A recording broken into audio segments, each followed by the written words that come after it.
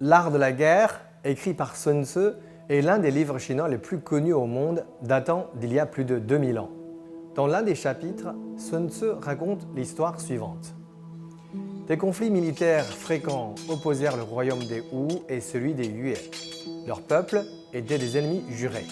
Mais un jour, le hasard fit que des Wu et des Yue se retrouvèrent sur un même bateau à traverser un fleuve. Au début, ils se regardaient d'un mauvais œil. Mais alors que survint une terrible tempête, et pour éviter le naufrage, ces pauvres gens mirent de côté leur rancune et s'entraidèrent. Finalement, ils s'en sortirent tous sains et saufs. Cette histoire a donné naissance à une expression chinoise entrée dans le langage du quotidien, à savoir « Tong Zhou Gong Ji », qui veut dire s'entraider comme les passagers d'un même bateau. Récemment, cette expression a été utilisée à 2 reprises par le président chinois Xi Jinping lors de ses interventions à l'occasion de la célébration du 75e anniversaire de l'ONU et du débat régulier de la 75e Assemblée générale de l'ONU.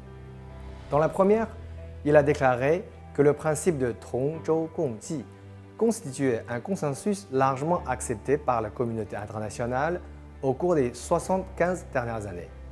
Dans la deuxième, il a appelé à la solidarité et au principe de Tong Zhou Gong Ji pour lutter contre le Covid-19.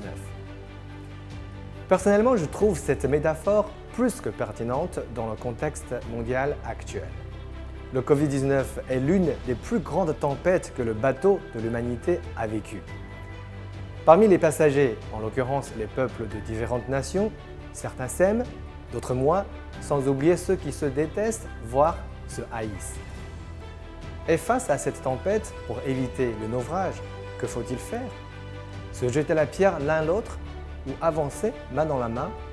La réponse est claire.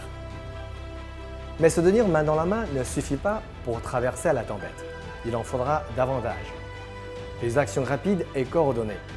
Chacun doit y mettre du sien, des capitaux comme de l'expertise.